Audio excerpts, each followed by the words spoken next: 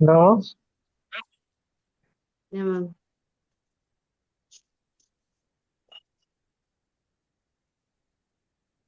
magic morning. Magic morning സാറേ, trainer ഇന്ന് എത്തിയിട്ടില്ല. ഷിന മാം ഒന്ന് അഡ്ജസ്റ്റ് ചെയ്യാന്ന് പറഞ്ഞിട്ടുണ്ട്. I'm adjust ചെയ്തത്. സാറിനെ വിളിച്ചിട്ട് കിട്ടിയില്ല.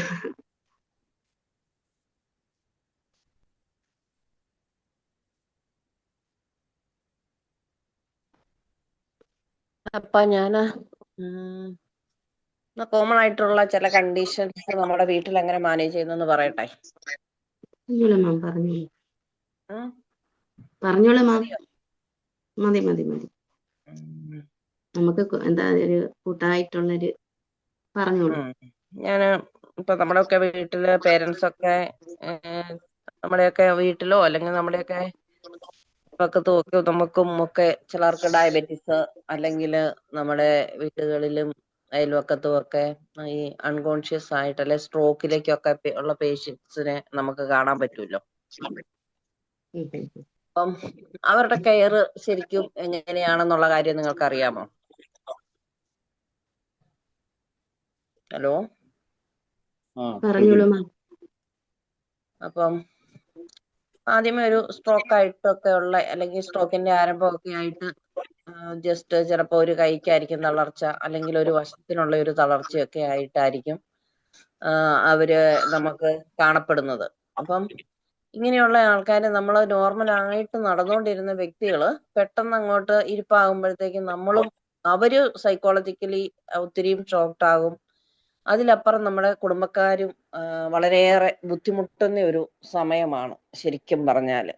അപ്പം ആ ഒരു സ്ട്രോക്ക് പീരീഡിൽ എന്താണെങ്കിലും നമുക്ക് സംഭവിക്കാനുള്ളത് സംഭവിച്ചു. പക്ഷെ അതിന്റെ ബാക്കി കെയർ എങ്ങനെയാണ് അല്ലെങ്കിൽ ഞാൻ അത് എങ്ങനെ ചെയ്യും എന്നോർത്ത് നമ്മൾ ഒത്തിരി സ്ട്രെസ് അടിക്കാറുണ്ട് അല്ലേ? നമുക്ക് ഒത്തിരി ടെൻഷൻ ഉണ്ടാവാറുണ്ട്. അയ്യോ, എല്ലാം താളം തെറ്റിയല്ലോ.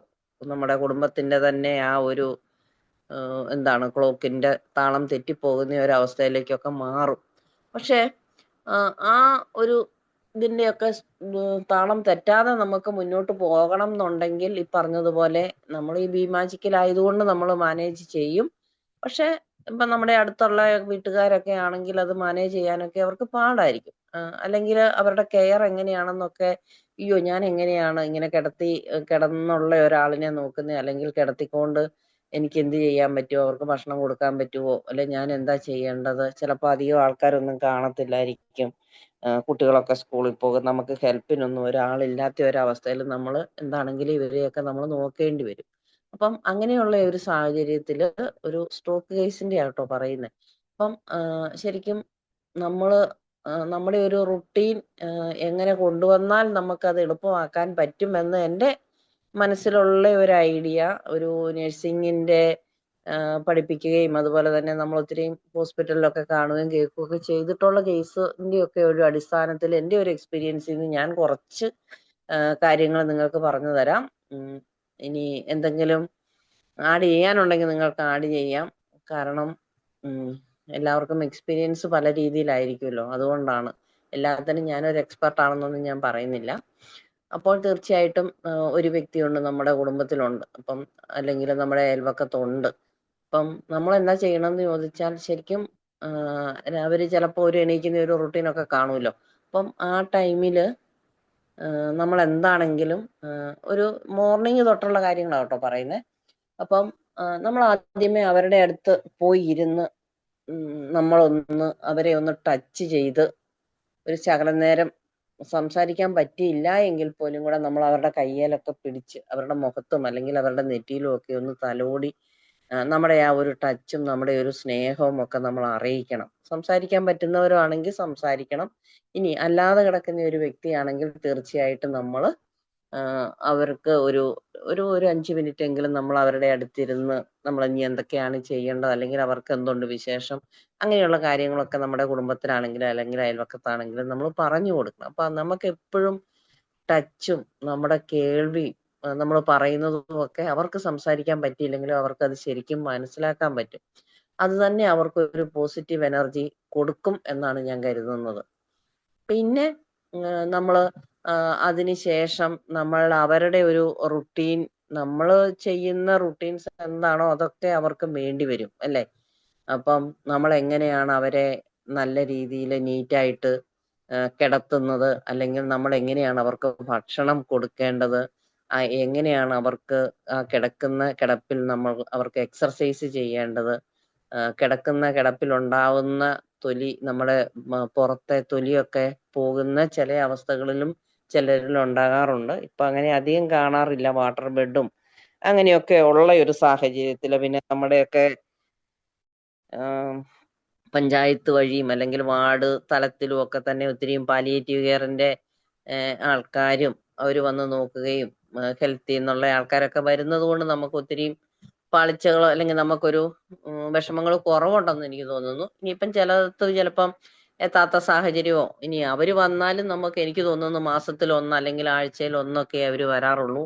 നമ്മൾ അവരോട് എന്തെങ്കിലും ഹെൽപ്പ്, ഇപ്പൊ ഒരു വീൽ ചെയർ അല്ലെങ്കിൽ ബെഡ് അങ്ങനെയുള്ള കാര്യങ്ങളൊക്കെ വേണമെന്നുണ്ടെങ്കിൽ അവരുടെ കസ്റ്റഡിയിൽ ഉണ്ട് എന്നുണ്ടെങ്കിൽ തീർച്ചയായിട്ടും നമുക്ക് തരും. ഇല്ലെങ്കിൽ അത് തരാൻ സാഹചര്യമോ ഇല്ല, നമ്മൾ ചിലപ്പം വാങ്ങിക്കാൻ പറ്റുന്നവരാണെങ്കിൽ നമ്മൾ പേഴ്സണലായിട്ട് വാങ്ങിക്കുകയും ചെയ്യും. അപ്പം നമ്മൾ അവരെ ഒന്ന് സൈക്കോളജിക്കലി ഒന്ന് സപ്പോർട്ട് ചെയ്യുവാണ് നമ്മൾ ആദ്യമേ ചെയ്യേണ്ടത്. ഞാൻ ഈ പറയുന്നത് പോലെ അത്ര എളുപ്പമാണെന്നൊന്നും ഞാൻ വിചാരിക്കുന്നില്ല. എങ്കിലും നമ്മുടെ മാതാപിതാക്കളോ അല്ലെങ്കിൽ നമുക്ക് വേണ്ടപ്പെട്ടവരോ കിടന്നാൽ തീർച്ചയായിട്ടും നമ്മൾ ഈ കാര്യങ്ങളൊക്കെയാണ് ചെയ്യേണ്ടതെന്നാണ് ഞാൻ മനസ്സിലാക്കിയിരിക്കുന്നത്. അപ്പൊ നമ്മൾ അവരെ ഒന്ന് സ്നേഹത്തോടെ കണ്ട് നമ്മളൊരു സ്വല്പനേരം അവരുടെ കൂടെ ഇരിക്കുക. അതിനുശേഷം ഒരു ഇത്തിരി കഴിഞ്ഞിട്ട് നമ്മൾ അവരുടെ റുട്ടീൻ കാര്യങ്ങളൊക്കെ ചെയ്യണമല്ലോ. നമ്മൾ ചിലപ്പോൾ അവരെ പല്ല് തേപ്പിക്കണമായിരിക്കും, അവരുടെ ചൂടുവെള്ളം ഉണ്ടാക്കി അവരുടെ ദേഹമൊക്കെ ഒന്ന് തുടയ്ക്കുകയും, അല്ലെങ്കിൽ ബായ്ക്ക് ഇപ്പം പുറമൊക്കെ പൊട്ടാൻ സാധ്യതയുള്ള ആൾക്കാരാണെങ്കിൽ നമ്മൾ ബായ്ക്ക് ഒന്ന് മസാജ് ചെയ്ത് കൊടുക്കുകയൊക്കെ ചെയ്യണം. എന്നിട്ട് നമ്മൾ ആ ഷീറ്റും ഒക്കെ മാറ്റുകയും ചെയ്യണം. അപ്പം എന്താണേലും നമുക്ക് അവരെ നീറ്റായിട്ട് കിടത്തിയേ പറ്റൂ. അപ്പം ഇങ്ങനെ കിടക്കുന്നവരെ, ഇപ്പൊ ഒരു അൺകോൺഷ്യസ് ആയിട്ട് കിടക്കുന്ന ഒരു വ്യക്തിയെ പല്ല് തേപ്പിക്കാൻ പറ്റുമോ? നമുക്ക് ഒന്ന് പറയുവോ? പല്ല് തേപ്പിക്കാൻ പറ്റുമോ? പറ്റില്ല. പറ്റത്തില്ല. പക്ഷെ നമുക്ക് തേപ്പിക്കണ്ടേ? അവരെ ഇരുത്തിയിട്ട് ചെയ്യേണ്ടി വരും. അല്ല, ഇരിക്കാൻ പറ്റാത്ത കേസും ഇല്ലേ സാറേ? അപ്പൊ നമ്മൾ എന്ത് ചെയ്യും? കിടന്ന അവസ്ഥയിൽ ചെയ്യണം. കിടന്ന അവസ്ഥയിൽ തന്നെ നമ്മൾ ചെയ്യണം. അപ്പൊ നമ്മുടെ വീടിന്റെ സാഹചര്യത്തിൽ നമുക്ക് ശകലം നാരങ്ങാനീര് പിഴിഞ്ഞ്, ഒരു നാരങ്ങാനീര് പിഴിഞ്ഞ് അതിനകത്തോട്ട് നാരങ്ങാനീര് മാത്രമാണെങ്കിലും മതി, അത് ഉപയോഗിച്ച് നമ്മള് കേൾക്കാമല്ലോ അല്ലേ എന്നെ? നാരങ്ങാനീര് പിഴിഞ്ഞ് ഒരു സ്വല്പം നല്ല കട്ടിക്കാണെങ്കിൽ ഇത്തിരി വെള്ളം കൂടെ ഉപയോഗിച്ച്, അല്ലെങ്കിൽ ഒരു ശകലം, ഒരു നുള്ളി ശകലം ഉപ്പും കൂടിയൊക്കെ ഇട്ട് നമ്മൾ എന്ത് ചെയ്യണമെന്ന് ചോദിച്ചാൽ, നമ്മൾ കടയിൽ പോയി നല്ല ഗ്രിപ്പുള്ള ഒരു ചെറിയ ഫോഴ്സെപ്സ് മേടിക്കണം. പറഞ്ഞാൽ മതി, ഒരു ആർട്ടറി ഫോഴ്സെപ്സ് എന്ന് പറഞ്ഞ ചെറിയ ഫോഴ്സെപ്സ് ഉണ്ട്, 5 ഇഞ്ചോ 6 ഇഞ്ചിന്റെ ഒക്കെ ഉള്ള ഫോഴ്സെപ്സ് ഉണ്ട്, ചെറുത്. അപ്പം അതിനകത്തേക്ക് നമ്മൾ ഒന്നെങ്കിൽ നമ്മുടെ നല്ല വെള്ള തുണിയോ അല്ലെങ്കിൽ ഇച്ചിരി കോട്ടൺ ആണെങ്കിലും, കോട്ടൺ ഉപയോഗിക്കുമ്പോൾ ഒത്തിരി ശ്രദ്ധിക്കണം, അതൊന്ന് ബോളാക്കിയിട്ട് ഈ ഫോഴ്സെപ്സിനുള്ളിലേക്ക് വെച്ചതിന് ശേഷം നന്നായിട്ട് ആ ഫോഴ്സെപ്സ് ക്ലോസ് ചെയ്ത ശേഷം മാത്രം നമുക്ക് വേണമെങ്കിൽ അവരുടെ പല്ലും നാക്കും മോണ ആ ഭാഗമൊക്കെ ഒന്ന് ക്ലീൻ ചെയ്ത് കൊടുക്കാൻ പറ്റും.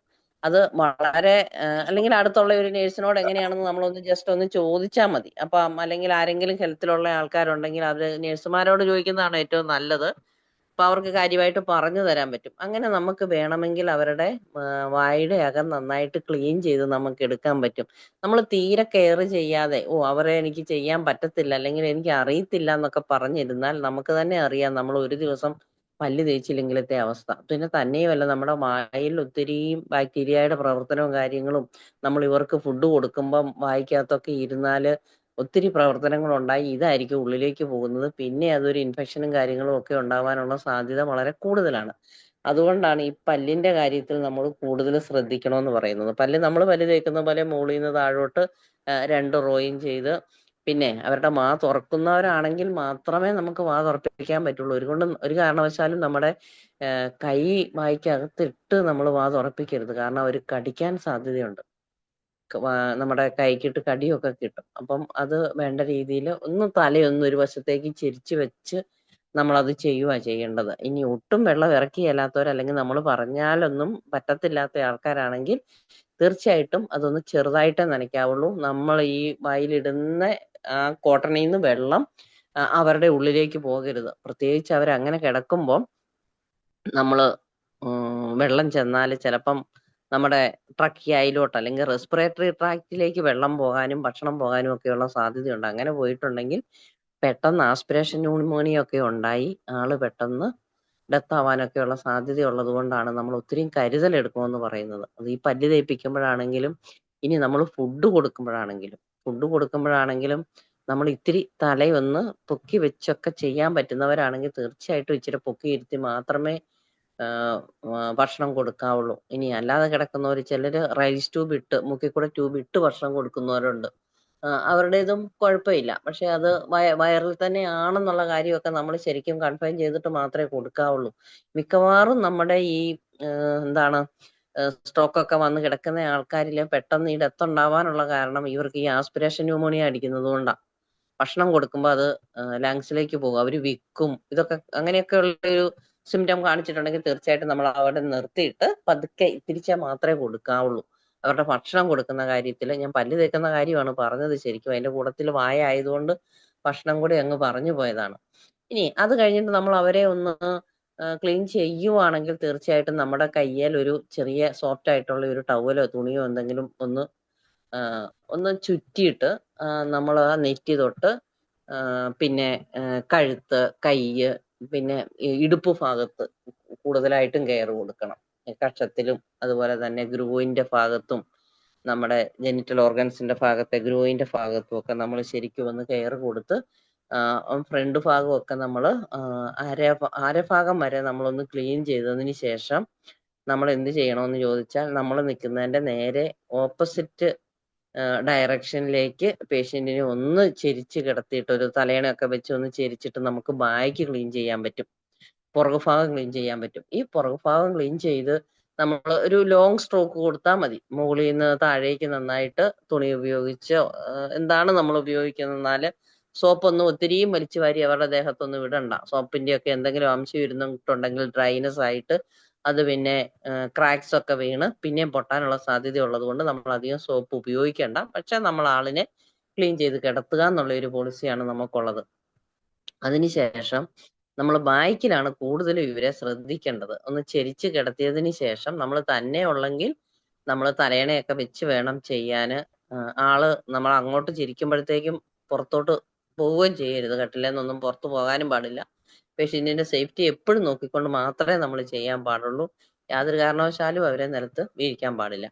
അപ്പം അങ്ങനെ കിടത്തിയതിന് ശേഷം നമ്മൾ റൈറ്റ് സൈഡിൽ ഏറ്റവും ആദ്യമേ നമ്മൾ റൈറ്റ് സൈഡിൽ നിന്ന് കാര്യങ്ങൾ ചെയ്യുന്നതാണ് ഏറ്റവും നല്ലത് കേട്ടോ. നമ്മൾ എന്ത് കാര്യങ്ങൾ ചെയ്താലും നമ്മുടെ ഇത്തരം പേഷ്യൻസ് അല്ല, ആരെയാണേലും നമ്മളൊന്ന് കെയർ ചെയ്യുന്നുണ്ടെങ്കിൽ എപ്പോഴും നമ്മൾ റൈറ്റ് സൈഡിൽ നിന്നേ നമ്മൾ ചെയ്യാവുള്ളൂ. അതുപോലെ തന്നെ നമ്മൾ ഉപയോഗിക്കാനുള്ള സാധനങ്ങൾ നമ്മുടെ തൊട്ട് മുമ്പിലുണ്ടായിരിക്കണം. അതായത് ഈ കിടക്കുന്ന ആളിന്റെ ഹെഡ് എൻഡിൽ ഉണ്ടായിരിക്കണം, തലയുടെ ഭാഗത്ത്. അപ്പൊ നമ്മൾ റൈറ്റ് സൈഡിൽ നിന്ന് ചെയ്യുമ്പോൾ നമുക്ക് ആ സാധനം എടുക്കാൻ എളുപ്പമുണ്ട്. നമ്മൾ അത് ഫുഡ് എൻഡിൽ അല്ലെങ്കിൽ കാലിന്റെ ഭാഗത്താണ് വെക്കുന്നതെങ്കിൽ നിങ്ങളൊന്ന് ആലോചിച്ച് നോക്കിയാൽ നമ്മൾ എന്തോരം സ്ട്രെയിൻ ചെയ്യണം.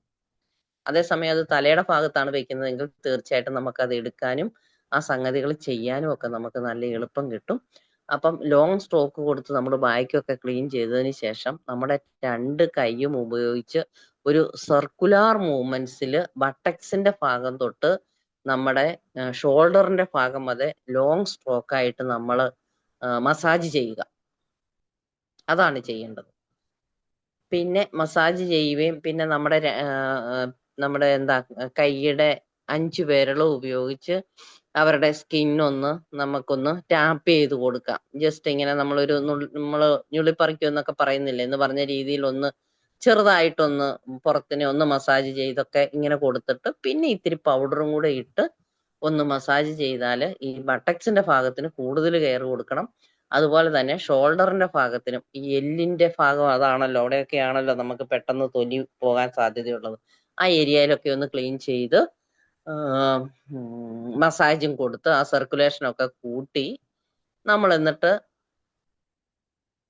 തന്നെ ഉള്ളെങ്കിൽ ഈ കൂടത്തിൽ തന്നെ അങ്ങോട്ട് ചെരിച്ച് കിടത്തിയേക്കുന്നതിന്റെ അതില് നമുക്ക് ബെഡ്ഷീറ്റോ എന്തെങ്കിലും മാറേണ്ടതാണെങ്കിൽ ഇപ്പുറത്തെ സൈഡിൽ വെക്കേണ്ട സാധനം എനിക്ക് പറഞ്ഞാൽ നിങ്ങൾക്ക് എത്രമാത്രം മനസ്സിലാവുന്നുണ്ടെന്ന് എനിക്ക് അറിയത്തില്ല. അതൊക്കെ കാണിച്ചു തന്ന് ചെയ്യേണ്ട സംഗതിയാണ്. എങ്കിലും നിങ്ങൾക്ക് നമ്മൾ ഒരാൾ തന്നെ കിടക്കുമ്പോൾ ബെഡ് എങ്ങനെ വിരിക്കും എന്നുള്ളതിനെ പറ്റിയുള്ള ഒരു ഐഡിയ തരാനാണ്. അങ്ങോട്ട് ചെരിച്ച് കിടത്തേക്കുന്ന ആ ടൈമിൽ തന്നെ തുണി നനയാതെ നമുക്ക് വെക്കാവുന്നുണ്ടെങ്കിൽ ഷീറ്റും കൂടെ തന്നെ ഇപ്പുറത്തെ സൈഡിൽ നിന്ന് വിരിക്കാനുള്ളത് വിരിച്ച് ഇവരാ കിടക്കുന്നതിന്റെ ജസ്റ്റ് അടിയിലോട്ട് കയറ്റി വെക്കണം. അത് കഴിഞ്ഞിട്ട് പിന്നെ നമ്മൾ അവരെ നേരെ കിടത്തുന്നു. അപ്പം നമ്മൾ അരഭാഗം വരെ പേഷ്യന്റിനെ ക്ലീൻ ചെയ്തിട്ടുണ്ട്, അല്ലെങ്കിൽ ആളിനെ ക്ലീൻ ചെയ്തിട്ടുണ്ട്. പിന്നെ നമുക്ക് ഇനി കാലിന്റെ ഭാഗവും അതുപോലെ തന്നെ വിരലുകളും ഒക്കെയാണ് ക്ലീൻ ചെയ്യേണ്ടത്. പിന്നെ നമ്മൾ അവരെ നേരെ കിടത്തിയിട്ട് കാലിന് നമ്മൾ ലോങ് സ്ട്രോക്ക് കൊടുത്ത് നമുക്ക് കാലിന്റെ വിരല് ഈ ഭാഗങ്ങളൊക്കെ പിന്നെ നമ്മൾ ഇങ്ങനെ ക്ലീൻ ചെയ്യുമ്പം പറ്റുവാണെങ്കിൽ നമ്മുടെ വീട്ടിലൊക്കെ ഈ ബേസിനിലോ എന്തെങ്കിലും നമുക്ക് ആ കാലൊക്കെ ഒന്ന് ഇറക്കി വെച്ച് ആ കാലയിൽ ഒരിത്തിരി വെള്ളമൊക്കെ ഒഴിച്ച് നഖത്തിന്റെ കാര്യത്തിനൊക്കെ നല്ല കെയർ കൊടുത്ത് കഴിയുവാണെങ്കിൽ പേഷ്യന്റ് നല്ല കംഫർട്ടബിൾ ആകും. ഗ്രോയിൻ ഭാഗത്തിന് അവിടെ നന്നായിട്ട് ക്ലീൻ ചെയ്യണം. സെപ്പറേറ്റ് തുണി ഉപയോഗിച്ച് നമ്മൾ ക്ലീൻ ചെയ്ത് വേണ്ട രീതിയിൽ കിടത്തി ബെഡ്ഷീറ്റും വിരിച്ച് പേഷ്യന്റിനെ കിടത്തി കഴിഞ്ഞാൽ പേഷ്യന്റ് വളരെ കംഫർട്ടബിൾ ആയിട്ടുണ്ട്. ഇനി ചുണ്ട് നന്നായിട്ട് ഒരു ഡ്രൈനെസ്സോ അങ്ങനെ വല്ലതും ഒക്കെ ഉണ്ടെങ്കിൽ ഒരു ഇത്തിരി വെളിച്ചെണ്ണ അല്ലെങ്കിൽ എന്തെങ്കിലും ഒരു നമ്മുടെ ഓയില് ഒന്ന് ജസ്റ്റ് ചുണ്ടത്ത് തൂത്ത് കൊടുത്താൽ അവിടെ പൊട്ടുന്നതും അതുമൊക്കെ അവോയ്ഡ് ചെയ്യാൻ പറ്റും. അങ്ങനെ നമ്മൾ അവരെ കംഫർട്ടബിൾ ആയിട്ട് കിടത്തുന്നു. അതിനുശേഷം നമ്മൾ എന്താണ് അവർക്ക് രാവിലെ ചായയോ കാപ്പിയോ എന്തെങ്കിലും നമ്മൾ കൊടുക്കണം. അപ്പം അത് എങ്ങനെയാണെന്നാൽ സാഹചര്യം അനുസരിച്ച് റെസ്പിറേറ്ററി ട്രാക്റ്റിൽ പോകാത്ത രീതിയിൽ വേണം നമ്മൾ അവരെ കിടത്തുകയും കൊടുക്കുകയും ഒക്കെ ചെയ്യാൻ. ഇനി പിന്നീട് എന്താ ചെയ്യേണ്ടതെന്ന് ചോദിച്ചാൽ ഇവരുടെ ഫുഡിന്റെ രീതി എങ്ങനെയാണെന്നാൽ അതനുസരിച്ച് നമ്മൾ മാനേജ് ചെയ്ത് കൊടുക്കുക, കംഫർട്ടബിൾ ആയിട്ട് കിടത്തുക.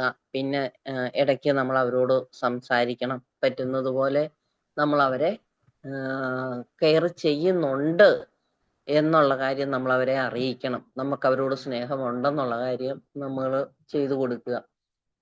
പിന്നെ ഇപ്പൊ ഇങ്ങനെ കിടക്കുന്നവരൊക്കെ ഒരു പറ്റുവാണെങ്കിൽ നമ്മളൊക്കെ ഇവർക്കൊന്ന് പ്രകൃതി കാണത്തക്ക രീതിയിൽ നമ്മൾ ഇവരെ കിടത്തണം. അത് അവർക്കൊരു പോസിറ്റീവ് വൈബ് കൊടുക്കും. ഇല്ലെങ്കിൽ നമുക്ക് വീൽ ചെയറിലോ അല്ലെങ്കിൽ ഇരുത്താനൊക്കെ പറ്റുന്ന ആൾക്കാരെ ആണെങ്കിൽ നമ്മളൊരു കുറച്ചു നേരം ഇളം വെയിലൊക്കെ കൊള്ളിക്കാൻ പറ്റുന്ന രീതിയിലൊക്കെ ആണെങ്കിൽ വീൽ ചെയറിലോ അങ്ങനെയൊക്കെ അല്ലെ നമ്മുടെ കസേരയിലൊക്കെ ഇരുത്തി ഈവൻ തിണ്ണയിലാണെങ്കിലും ഒക്കെ ഒരു ഒന്ന് ഉമ്മറത്തൊക്കെ ഒന്ന് ഇരുത്തിയിട്ട് അവരെ ഒന്ന് പോസിറ്റീവ് വൈബ് കൊടുക്കാൻ വേണ്ടി അവർക്ക് ഒന്ന് കാണിച്ചു കൊടുക്കണം. അറ്റ്ലീസ്റ്റ് ഒരു ജനലിന്റെ ഒരു അടുത്തെങ്കിലും വേണം നമ്മൾ ഇവരെ കിടത്താൻ. എന്നാന്ന് ചോദിച്ചാൽ അവർക്കൊന്ന് പ്രകൃതി കാണാനും അല്ലെങ്കിൽ ഇത്തിരി കാറ്റൊക്കെ നാച്ചുറൽ കാറ്റൊക്കെ കിട്ടുമ്പം ഇവർക്ക് ഒത്തിരിയും പോസിറ്റീവ് വൈബ് കിട്ടും. അത് ഒത്തിരി ഇമ്പോർട്ടന്റ് ആണ്. ഇനി ഇത് ഞാൻ നോർമൽ ആയിട്ടുള്ള കേസ് പറഞ്ഞ കേട്ടോ. ചിലയിടത്ത് ചിലപ്പം ചിലർക്ക് മൂത്രം പോകാൻ ആണിനാണേലും പെണ്ണിനാണേലും കത്തീറ്ററും കാര്യങ്ങളും ഒക്കെ ഇട്ടിട്ടുണ്ടായിരിക്കും. അപ്പൊ ഈ ഒരു ട്യൂബൊക്കെ ഇട്ടിട്ടുണ്ടെങ്കിൽ നമുക്ക് അങ്ങോട്ട് നമ്മൾ ട്യൂബ് പിടിച്ചാൽ ആ ട്യൂബ് ഇങ്ങോട്ട് പോരുമോ അങ്ങനെയൊക്കെയുള്ള ഒരു ഫീലിംഗ് വരിക. ട്യൂബൊന്നും ഒരിക്കലും അവിടെ നിന്ന് ഇങ്ങോട്ട് പോരത്തേ ഇല്ല.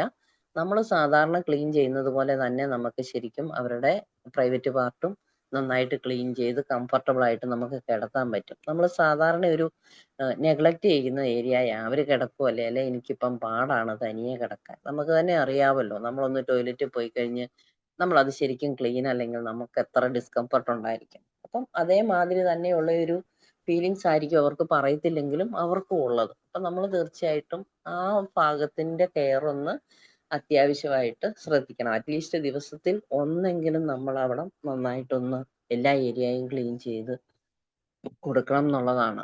കത്തീറ്റർ ഒന്നും ഇല്ലാത്ത കേസാണെങ്കിൽ 2 നേരമെങ്കിലും രാവിലെയും വൈകിട്ടും ആയിട്ട്. ഇപ്പം പിന്നെ മറ്റേ പാമ്പേഴ്സും അതും ഇതൊക്കെ വെക്കുന്നത് കൊണ്ട് അത്രയും പ്രശ്നമൊന്നും വരുന്നില്ല. ഇനി അല്ലാത്ത കേസും ഉണ്ടല്ലോ. എങ്ങനെയാണെങ്കിലും ഒരു ഇത്തിരിയെങ്കിലും കോൺഷ്യസ് ആയിട്ടുള്ള പേഷ്യൻസ് ആൾക്കാരാണെങ്കിൽ തീർച്ചയായിട്ടും പാമ്പേഴ്സ് ഒന്നും അവർ നമ്മളെ കൊണ്ട് കെട്ടിക്കത്തില്ല. കാരണം അത് അവര് വലിച്ചു പറിച്ച് ദൂരെ കളയും. ആ സാധനം അതുപോലെ അൺകോൺഷ്യസ് ആയിട്ടുള്ള പേഷ്യൻസിന് മാത്രമേ നമുക്ക് ഉപയോഗിക്കാൻ പറ്റത്തുള്ളൂ. പിന്നെ ചിലര് അങ്ങനെ വലിച്ചൊന്നും പറിക്കുകയില്ലാത്തവരാണെങ്കിൽ തീർച്ചയായിട്ടും നമുക്ക് ഉപയോഗിക്കാം, കുഴപ്പമില്ല. പക്ഷെ ഞാൻ കണ്ടേക്കുന്നതിൽ ഭൂരിപക്ഷം കേസുകളും ഇത് വലിച്ചു പറിച്ച് കളയുക ചെയ്യും. അപ്പം പിന്നെ ഫുഡ് എങ്ങനെയാണ് ഹോസ്പിറ്റലിൽ നിന്നോ അല്ലെങ്കിൽ നമ്മൾ കൊടുക്കുന്നതെന്നാൽ ആ രീതിയിൽ അവർക്ക് കഴിക്കാവുന്ന രീതിയിൽ നമ്മൾ കൊടുക്കുക എന്നുള്ളതേ ഉള്ളൂ. പ്രത്യേകിച്ചൊന്നുമില്ല. ശരിക്കും കാർബോഹൈഡ്രേറ്റിനേക്കാളും പ്രോട്ടീൻ കൂടുതൽ അടങ്ങിയിട്ടുള്ള ഭക്ഷണങ്ങൾ കൊടുക്കുന്നതായിരിക്കും നല്ലത്. പിന്നെ ഫ്രൂട്ട് ജ്യൂസോ ഏതാണ് അവർക്ക് ഇഷ്ടം എന്നാൽ അതനുസരിച്ച് നമ്മൾ കൊടുക്കുക. പിന്നെ ഇത്തരം പേഷ്യൻസിന് പിന്നെ ഞാൻ പറഞ്ഞല്ലോ, പേഷ്യൻസിന്റെ നമ്മൾ അടുത്തിരിക്കുമ്പം അവരുടെ കൈകാലുകൾ ചലിപ്പിക്കുക, എക്സർസൈസ് കൊടുക്കുക എന്നുള്ളത്. അതിനെപ്പറ്റി കൂടുതൽ പറഞ്ഞു തരേണ്ട ആവശ്യമില്ല. അത് കൈയും കാലും ഒക്കെ മടക്കുകയും നൂർക്കുകയും വിരലുകൾ മടക്കുകയും നൂർക്കുകയും ഒക്കെ ചെയ്യുക. നമ്മളൊന്ന് മസാജ്, ലോങ് സ്ട്രോക്ക് കൊടുക്കുക, മസാജ് ചെയ്ത് കൊടുക്കുക എന്നുള്ളതേ എക്സർസൈസിന്റെ കാര്യത്തിൽ എനിക്ക് പറയാനുള്ളൂ. ഇനി ഇതിന്റെ കെയറിനെ സംബന്ധിച്ചിടത്തോളം എന്തെങ്കിലും സംശയം ഉണ്ടെങ്കിൽ ചോദിക്കാമോ? എന്നിട്ട് വേറൊരു കണ്ടീഷനും കൂടെ പറഞ്ഞു നിർത്താം. ആർക്കെങ്കിലും എന്തെങ്കിലും നമ്മുടെ ജീവിതത്തില് സാഹചര്യങ്ങൾ നേരിടുമ്പോഴോ നേരിട്ടുള്ളപ്പോഴോ എന്തെങ്കിലും സംശയങ്ങളോ കാര്യങ്ങളോ ഉണ്ടെങ്കിൽ ചോദിക്കുവോ? ഷീല മാം, പറഞ്ഞു. ഇത് ശരിക്കും എനിക്കായിരുന്നു ഈ ക്ലാസ് നന്നായിട്ട് ഉപയോഗപ്പെട്ടത്. കാര്യം എന്താണെന്ന് വെച്ചാല് എന്റെ സെയിം ഏജിലുള്ള എന്റെ കസിൻ ഇപ്പം പെട്ടെന്ന് സ്ട്രോക്ക് വന്നിട്ട് അപ്പോൾ ഒരാഴ്ച ഹോസ്പിറ്റലിൽ കിടന്നപ്പം തന്നെ ബാക്ക് ചെറുതായിട്ട് പൊട്ടിയായിരുന്നു. അപ്പോൾ പിന്നെ പെട്ടെന്ന് പിന്നീട് ക്രീമൊക്കെ ഇട്ട് മാറി. എങ്കിലും ഇപ്പോഴീ കിടക്കുന്ന അവസ്ഥ തന്നെയാണ്. അപ്പോഴീ ശരീരം ഈ പൊട്ടാണ്ടിരിക്കാൻ പൗഡർ മാത്രം യൂസ് ചെയ്താൽ മതിയോ? അല്ലാതെ ചിലരിപ്പം പറയുന്നുണ്ട് ഉണ്ടോ? നമ്മുടെ ബട്ടക്സ് റീജിയനിൽ ചെറുതായിട്ട് നമ്മുടെ ഈ മുറിവെണ്ണ ഇല്ലേ, അത് ഇച്ചിരി മസാജ് ചെയ്താൽ കുറവുണ്ടെന്ന്. പക്ഷെ ഞാനത് റെക്കമെൻഡ് ചെയ്യുന്നില്ല. ഇത്തരം കേസിലാണ്. പിന്നെ ഇങ്ങനെയുള്ള രോഗികളുടെ പുറം പൊട്ടാതിരിക്കാൻ വേണ്ടി നമ്മൾ 2 മണിക്കൂർ ഇടവിട്ട് നല്ല തലയണ ഉപയോഗിച്ച്, അതായത് ഈ പതുങ്ങി പോകുകയല്ലാത്ത തലയണ ഉപയോഗിച്ച് ചെരിച്ച് കിടത്തണം. 2 മണിക്കൂർ ഇടവിട്ട് 2 സൈഡിലേക്കും ചെരിച്ച് കിടത്തണം.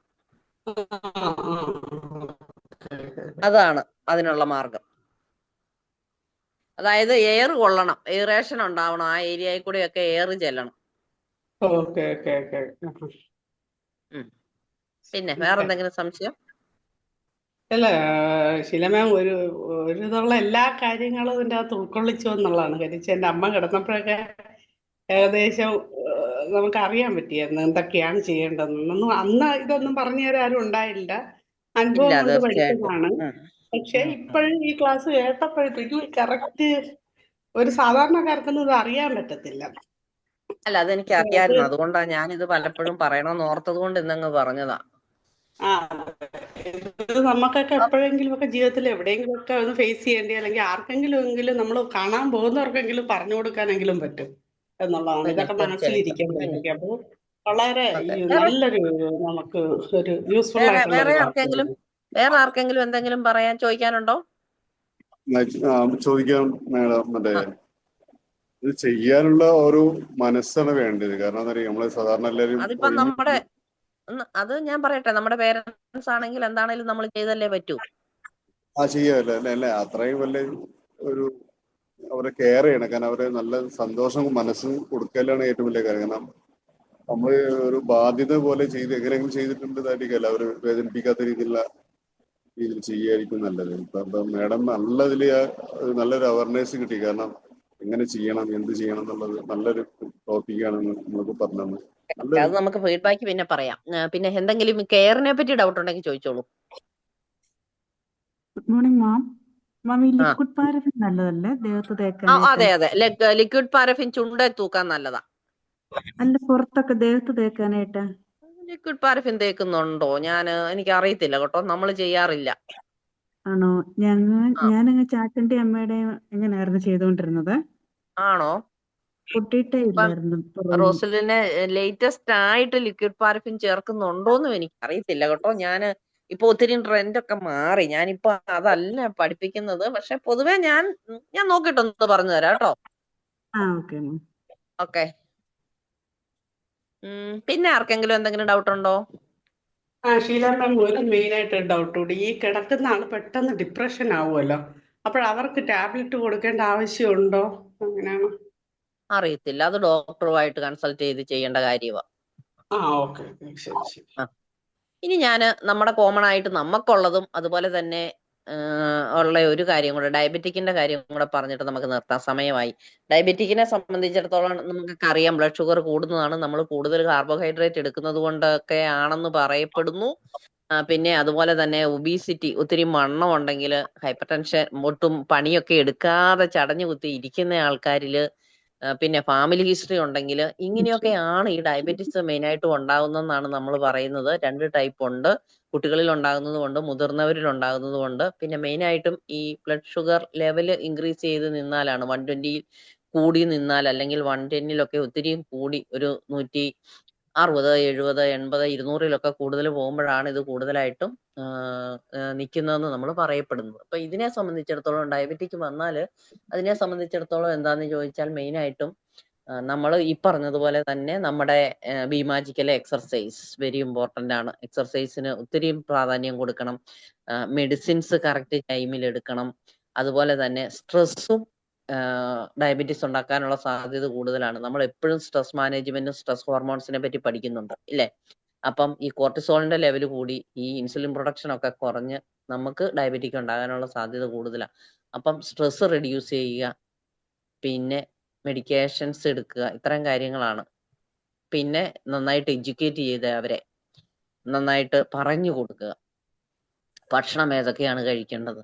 ഒന്ന് ആലോചിച്ച് നോക്കിയേ, ഡയബറ്റിക് ഒക്കെ ഉള്ള കേസുകൾ, പ്രത്യേകിച്ച് നമ്മുടെ നാട്ടില് നോർമൽ ആയിട്ടുള്ള ആളാണെങ്കിൽ പോലും കൂടി, അല്ലെങ്കിൽ ഡയബറ്റിക് ഉള്ള ഒരാളാണേലും, നമ്മൾ എവിടെയെങ്കിലും ഒരു ഫംഗ്ഷനൊക്കെ പോയാൽ തീർച്ചയായിട്ടും നമ്മൾ വയറ് നിറച്ച് അങ്ങോട്ട് കഴിച്ച്, അതായത് കേരളീയരുടെ ഒരു സ്റ്റൈൽ എന്നാന്ന് ചോദിച്ചാൽ, മരിച്ചാലും വേണ്ടിയല്ല ഞാൻ കിട്ടുന്നത് കഴിച്ചിരിക്കും, എന്റെ വയറ് ഫുള്ളാകുന്നതാണ് അതിന്റെ കണക്കെന്നാണ് നമ്മൾ പറയുന്നത് അല്ലേ? കറക്റ്റ്. കാര്യം ഒന്ന് ആലോചിച്ച് നോക്കി. പൊതുവെ ശരിക്കും അങ്ങനെയാണ്. ഞങ്ങളുടെ ഈ കോട്ടയത്തൊക്കെ എങ്ങനെയാണ്, എന്തൊക്കെയുണ്ടെന്ന് പറഞ്ഞാലും ആൾക്കാർ അത് എന്താണെന്നാൽ അത് കഴിച്ചിരിക്കും. അത് കഴിഞ്ഞിട്ട് മരിച്ചാലും വേണ്ടിയല്ല അവർ കഴിക്കും എന്നുള്ള രീതിയിലാണ് സാധാ ജനങ്ങൾ. നമ്മളാണെങ്കിൽ പോലും ഇതിനകത്ത് എന്തോരം പഠിച്ചിട്ടുണ്ട്. എന്നിട്ട് നമുക്ക് ശരിക്ക് ഈ റസാഖ് സാർ പറയുന്നതും, അല്ലെങ്കിൽ നമ്മുടെ നന്നായിട്ട് ഫുഡൊക്കെ ഫോളോ ചെയ്യുന്ന ആൾക്കാർ പറയുന്നത് ചെയ്യാൻ നമ്മളെ കൊണ്ട് പറ്റുന്നുണ്ടോ? ഒന്ന് ചിന്തിച്ചു നോക്കിക്കേ.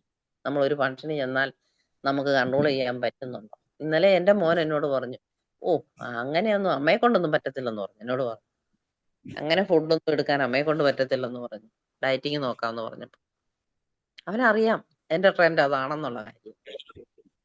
അപ്പം ഞാൻ പറഞ്ഞു വന്നത് എന്നാന്ന് ചോദിച്ചാൽ, ഡയബറ്റിക്കിന് ഇതാണ്, നമ്മൾ ശരിക്കും നമ്മൾ അവെയർ ആയിരിക്കണം. പിന്നെ എന്താന്ന് ചോദിച്ചാൽ നമ്മൾ എക്സർസൈസ് ചെയ്യണം, മെഡിസിൻ എടുക്കണം, സ്ട്രെസ് റിലീവ് ചെയ്യണം. ഈ 4 കാര്യങ്ങളാണ്. പിന്നെ ഡയബറ്റിക്കിന്റെ മെയിൻ ആയിട്ടും ഒരു 4 എച്ച് ആണ് പറയുന്നത്. അതായത് ഹൈപ്പർ ഗ്ലൈസീമിയ ഉണ്ടായിരിക്കാം, പിന്നെ നന്നായിട്ട് ഒരു വെയിറ്റ് ലോസ് ഉണ്ടാവാനുള്ള സാധ്യതയുണ്ട്, നമുക്ക് മൂത്രം ഒത്തിരി പോകും, ഒത്തിരി ദാഹം വരും, ഒത്തിരി ഭക്ഷണം കഴിക്കണമെന്ന് തോന്നും. ഇതൊക്കെയാണ് കോമൺ ആയിട്ടും വരാൻ സാധ്യതയുള്ളത്.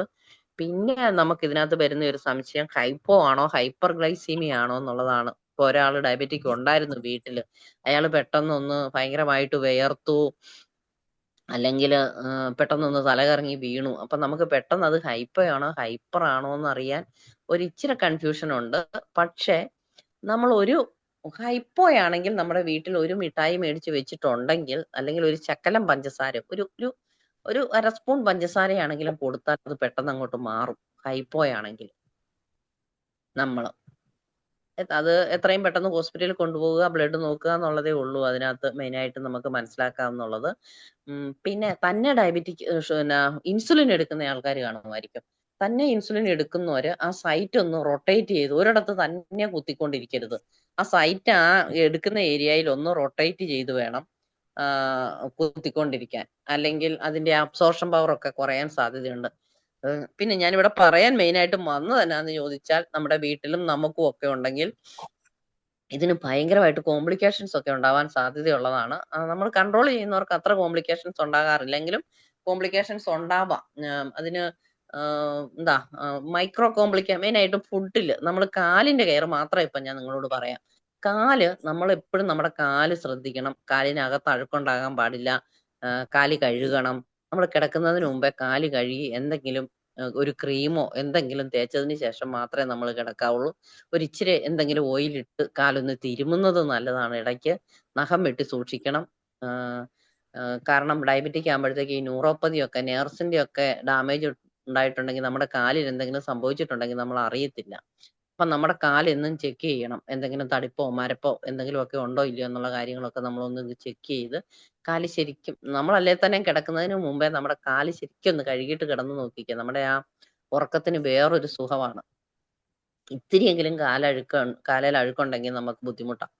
നന്നായിട്ട് നമ്മൾ കഴുകിയതിന് ശേഷം വന്ന് ബെഡിൽ ഇരുന്ന് കാല് തുടച്ചിട്ടൊന്ന് കിടന്നേ.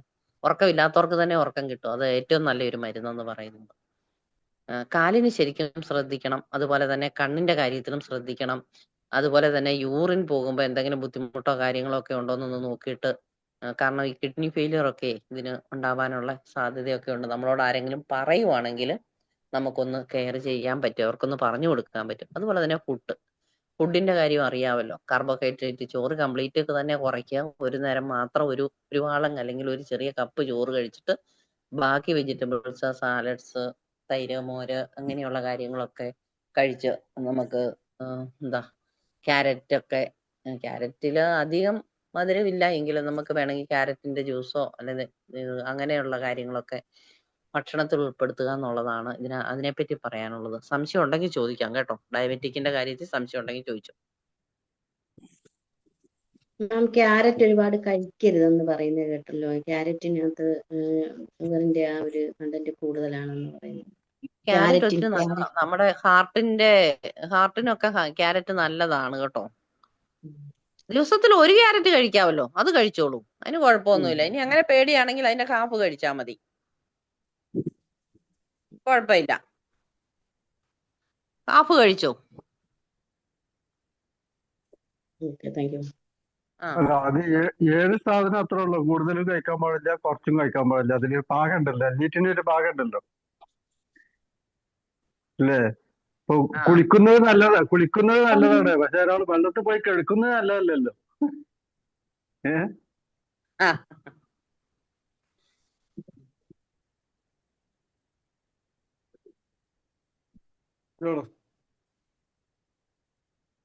ഓക്കെ, ടൈമായി. സാറേ എന്തെങ്കിലും ആഡ് ചെയ്യാനുണ്ടെങ്കിൽ ആഡ് ചെയ്തോളൂ. ഞാൻ ജസ്റ്റ് ഒന്ന് അവർക്കൊരു അവയർനെസ്. സംശയം ഉണ്ടെങ്കിൽ മാമിനോട് ചോദിച്ചോളൂ. സംശയം ഉണ്ടെങ്കിൽ ചോദിക്കാം. ആർക്കെങ്കിലും എന്തെങ്കിലും സംശയം ഉണ്ടെങ്കിൽ ചോദിച്ചോളൂ.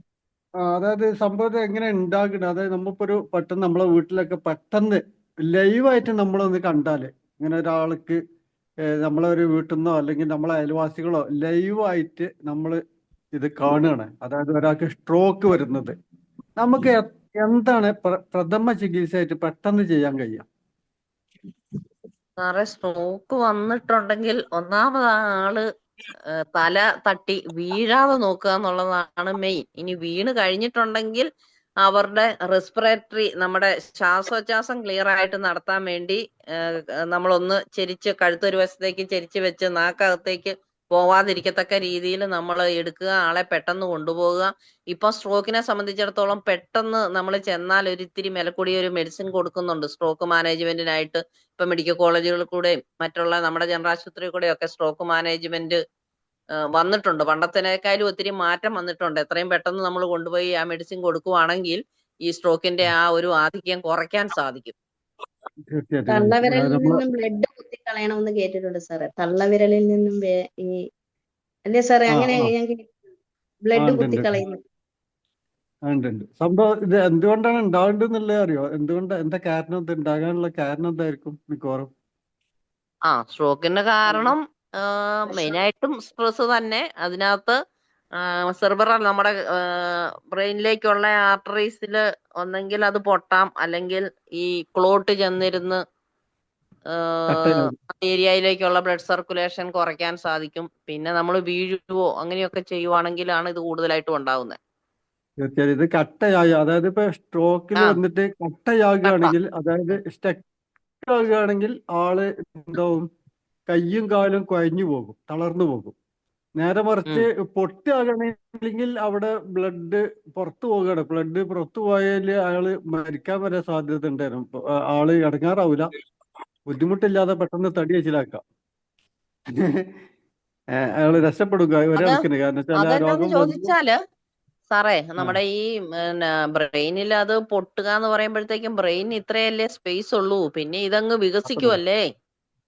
അതെ അതെ. അതാണ് നമ്മൾ പെട്ടെന്ന് അൺകോൺഷ്യസ് ആയിട്ടും ഓരോ ശരീരത്തിന്റെ ഓരോ ഭാഗത്തിന് പ്രശ്നങ്ങൾ ഉണ്ടാവുന്നത്.